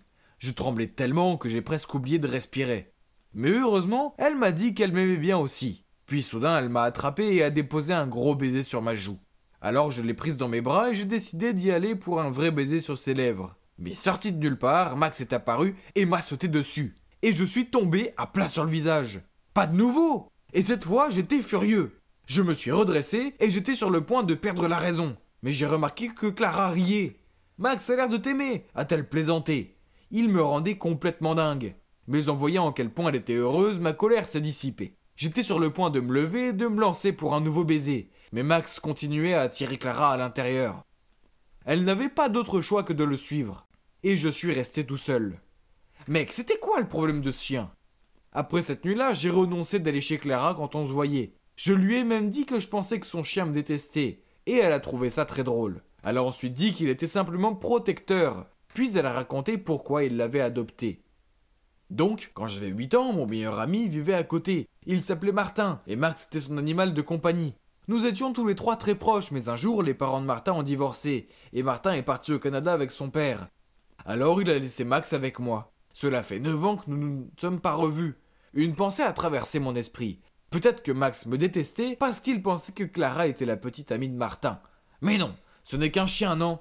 Et les ennuis étaient loin d'être finis. La soirée du bal est arrivée. Et Clara était si contente. J'ai fait en sorte d'arriver tôt chez elle et de l'attendre pendant qu'elle se coiffait et se préparait.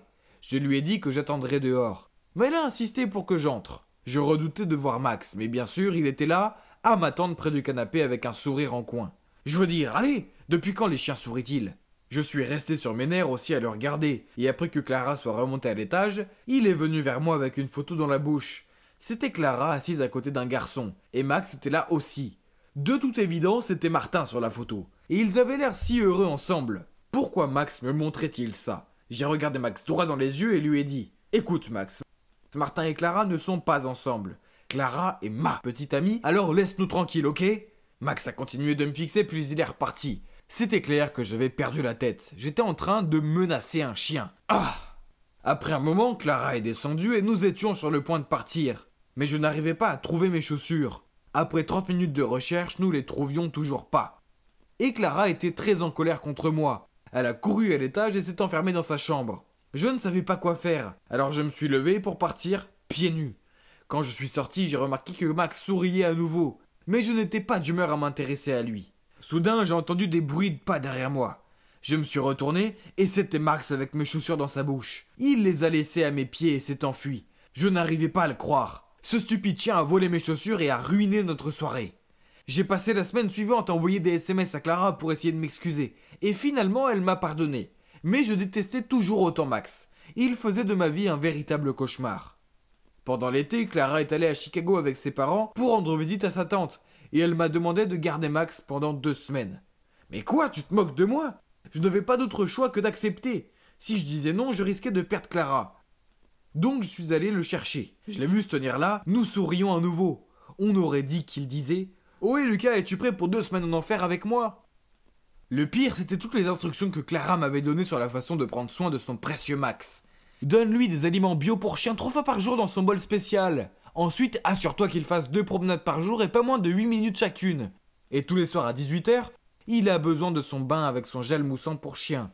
Il aime être massé derrière les oreilles, et s'il te plaît, lui une histoire avant de se coucher pour qu'il fasse de beaux rêves. Ça doit être une sorte de blague. Comment pourrais-je me souvenir de tout ça? Et comme prévu, dès le premier jour, ce fut un désastre total. C'était les vacances d'été, donc je n'allais pas me coucher tôt. En fait, je jouais à des jeux vidéo avec mes amis toute la nuit. Donc je n'ai jamais réussi à me réveiller à 6h du matin pour le nourrir. Et il ne mourrait certainement pas s'il sautait un repas, non? Mais bon, il ne m'a pas laissé beaucoup de choix. Il a sauté sur mon lit à 6h30 du matin en me léchant au visage et en réclamant sa nourriture. Une autre fois, je devais aller chez un ami. Donc évidemment, je ne pouvais pas l'emmener avec moi. Alors avant de partir, j'ai dit « Hey Max, sois un bon garçon, je reviens vite !» Puis j'ai souri et j'ai verrouillé la porte. Max a commencé à aboyer et je savais donc qu'il était en colère. Eh bien, ça lui a servi de leçon. Cependant, quand je suis rentré à la maison ce soir-là, j'ai découvert qu'il avait fait pipi sur tous mes vêtements et sali toute ma chambre. Il avait clairement fait ça pour se venger et j'étais furieux. J'ai commencé à lui crier dessus pendant que je nettoyais le désordre. Et c'est là que j'ai réalisé que je devais l'emmener partout avec moi. Même si c'était super agaçant, j'ai commencé à comprendre pourquoi Clara l'aimait. Il était intelligent, affectueux, et je suppose que c'était plutôt agréable d'avoir de la compagnie. Quand je regardais des films seul, il venait s'allonger sur mes genoux. Quand je jouais à des jeux vidéo, je pouvais lui demander de m'apporter des snacks. Et une fois, je suis allé aux toilettes et j'ai réalisé que le rouleau de papier toilette était fini. Et j'ai crié « Max, s'il te plaît, peux-tu m'apporter un nouveau rouleau de PQ ?» Et il m'en a vraiment rapporté un. Quelques jours plus tard, nous nous promenions dans le parc, quand j'ai vu des garçons jouer au basket. Je voulais absolument les rejoindre. Alors j'ai dit à Max de m'attendre, mais après le match, il n'était plus là. J'ai paniqué et je l'ai recherché désespérément dans tout le parc, mais c'était sans espoir. Clara ne me le pardonnerait jamais si je perdais son précieux Max. Alors le lendemain, j'ai collé des affiches en espérant que quelqu'un les retrouvait. Et bien heureusement pour moi, quelqu'un m'a appelé pour me dire qu'il l'avait trouvé. Je suis immédiatement allé le récupérer et j'ai attendu devant l'adresse qu'il m'avait donnée, qui était dans une partie un peu louche de la ville. Pendant que j'attendais, 2 hommes vêtus de noir se sont approchés de moi. Ils avaient l'air louches et j'ai essayé de m'écarter, mais l'un d'eux m'a attrapé le bras et m'a dit « Donne-nous ton argent sinon tu risques d'être blessé ». J'ai commencé à me débattre et à essayer de m'éloigner, mais cela les a rendus encore plus furieux. J'ai paniqué quand soudain j'ai entendu des aboiements familiers. Max! Il s'est précipité vers nous et a commencé à mordre les vêtements des voleurs, les éloignant de moi. J'étais tellement soulagé et après un moment les voleurs se sont enfuis terrifiés. J'ai donné à Max le plus gros câlin et il a remué la queue ravi. Puis une femme avec un chien est revenue vers nous. Il s'est avéré que c'était la personne qui m'avait appelé. Elle promenait sa chienne Penny dans le parc lorsque Max a commencé à les suivre. Et ne voulait pas laisser Penny tranquille. Il a eu le coup de foudre pour elle. La propriétaire de Penny ne savait pas quoi faire et elle a ramené Max chez elle. Finalement, elle a vu les affiches et c'est là qu'elle m'a contacté. Ah, donc Max était pire que moi à poursuivre une jolie fille. Comme c'est drôle. Comme nous sommes arrivés à la maison, j'ai encore remercié Max de m'avoir sauvé, puis j'ai dit « Tu sais que Martin ne vit plus ici, n'est-ce pas? Il est au Canada, ce qui est très loin. Mais écoute, j'aime tellement Clara, et je sais que toi aussi. Alors on va s'occuper d'elle ensemble, d'accord ?» Il n'arrêtait pas de me fixer comme s'il attendait quelque chose de plus. Alors j'ai dit « Oh, oui, si tu acceptes, je te promenais de t'emmener chez Penny pour lui rendre visite, ça marche ?» J'ai tendu ma main pour lui serrer la sienne, et il a carrément mis sa patte dans ma main. Ok, marché conclu. Quelques jours plus tard, Clara est revenue chercher Max, et quand j'ai raconté à Clara tout ce qui s'était passé, elle a éclaté de rire. Après cela, notre relation s'est encore améliorée, et nous avons commencé à sortir davantage avec Max. Bien que chaque fois que je voulais l'embrasser, je disais toujours à Max « Hé mon frère, regarde ailleurs !» Et il n'a plus jamais essayé de s'y mêler. Max et moi sommes en bons termes maintenant, et il est aussi amoureux de Penny que je le suis de Clara. Et c'est bien vrai ce qu'on dit, les garçons se déchaînent pour les jolies filles.